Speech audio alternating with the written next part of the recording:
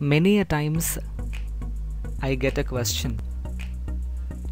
Maybe intentionally, maybe unintentionally, I listen this question. Why chemistry for engineers? Or why chemistry for the students of engineering? Answer is known to everyone, but the question is always unanswered. Hello friends, good morning. Welcome to Vidyunmala. Today's my video is on why chemistry for engineers. Let's begin. So then immediately the first question that arises is, what is engineering? Engineering is the application of math and science to solve problems related to industry and society. Most of the engineering are technological advancements based on the fundamental concepts that were developed on mathematics or sciences like physics and chemistry.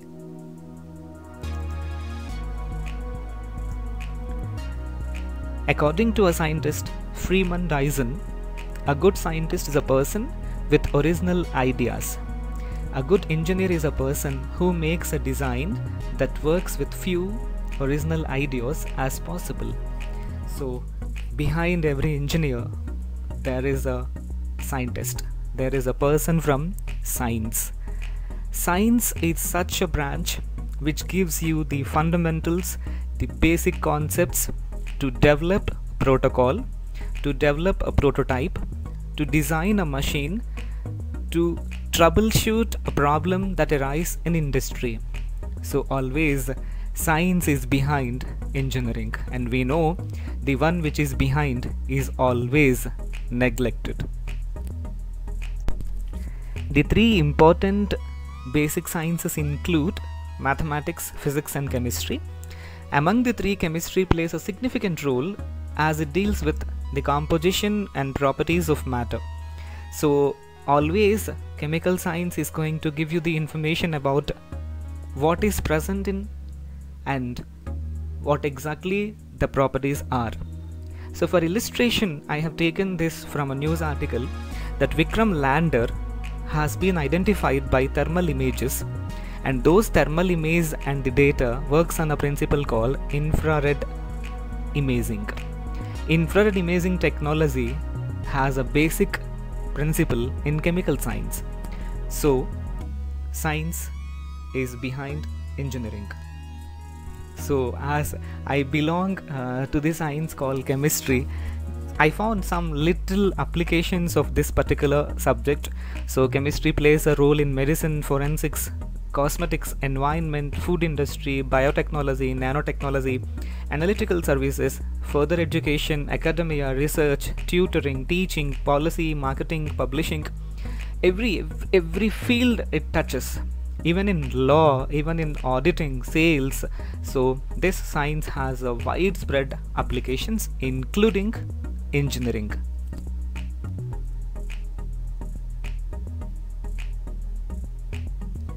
So where exactly a chemist comes in the picture in engineering and industry?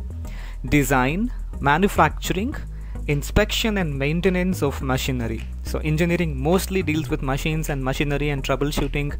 So their design, their manufacturing, the inspection, troubleshooting, everything comes with chemistry, because chemistry deals with composition and properties.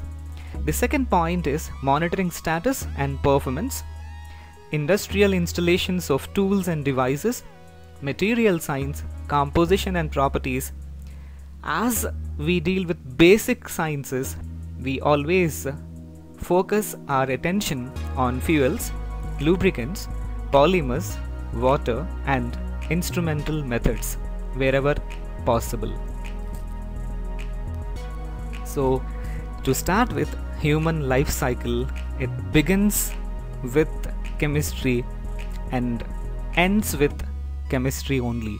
If anyone is going to contradict my statement, sincerely accept that it's my opinion that the chemistry behind the formation of a fetus is known to most of the biologists, biochemists, gynecologists and medical practitioners. Every sperm cell and egg cell has hyaluronic acid, and that hyaluronic acid will make the sperm to tackle the egg and get into the process called fertilization, and then the fetus is going to be formed. And that fetus stays in water for 9 months in the womb. So we start our life in water, with water, and end with water. When we leave this world, we will have a sacred bathing. So water is a wonderful chemical element, chemical species instead. So learning about water is necessary regardless of a student from science background or from engineering. You may ask me how it is helpful for engineers. So water is called as universal solvent. Water is extensively used in most of the industries like textile, paper, dyes, pharmaceutical. Even in the production of electricity, water is being used. If that water is going to have some problem in it, entire industry has collapsed. So engineering starts with water itself, as human being started their life in water. So I'm sorry to place this electrochemistry, the branch of chemistry which deals with change from electrical energy into chemical energy and vice versa. As a human being, we do possess ions in our body in number of fluids. Those ions are responsible for production of electrical energy in the human body. So that's why I have placed these two photographs, because positively charged ion attracts towards the negatively charged electrode. Negatively charged ion attracts towards the positively charged terminal. So for simple, to make, for fun, to laugh, I place these photographs. Nothing else. Please excuse me for posting such. And then this is most important. See, in the first family photograph, there was grandparents, uncle, aunt, elder uncle, elder aunt, then children are present. The boy at the bottom is a wonderful student. He topped his class 10th. Then he is being forcibly placed into XYZ Academy for engineering entrance. He got admission into a premier engineering institute. Then what had happened? I sincerely apologize to place these photographs, but this is what exactly happening. And those two are injurious to health. Statutory warning placed at the bottom right corner of the slide. So that boy, when he stays in with family, if he want to go for a movie also, he has to take permission from his parents, his grandparents, his uncle and aunt, even the little sister. But when he got admitted into a premier institute and he has to stay himself in the campus itself, he becomes alone. He has now wings on fire. His wings on fire. So when wings on fire, what happens? The surrounding environment, not the boy or the girl himself or herself will be intended to do so, but the surrounding environment makes the person to be habituated for all the three which I have shown. So this makes the boy to lose his concentration, his attention towards studies. What had happened? He gets some backlogs that makes him to get depressed, no campus placement, humiliation in the society. All this comes into the picture, and this is what exactly I call as corrosion. Corrosion in case of human beings I have shown you to remember, but this happens in industry where various metals are used in the manufacturing or in the design of machinery. Those metals, when exposed to atmospheric conditions, they get ruined, deteriorated or spoiled. That's what we call as corrosion. So an engineer must have an idea about the chemistry behind metals, how they are joined, what precautions to be taken, how to install a reactor. All the things comes. Even here also the chemistry plays a very important role. Then polymers, we find polymers everywhere because polymers are indigenous in our life. we can't imagine our life with a polymer, because every day in the morning when we get up, we just open our mobile phone and just look into our WhatsApp or Facebook chats to get any messages are there or not. Because why I told these particular polymers, I mean that mobile casing, the mobile pouch, even water bottles, everything whatnot, everything is made of a polymer. So I have placed that there. Then fuel technology. Mostly we need transportation to travel from one place to another, for which we are in need of fuel.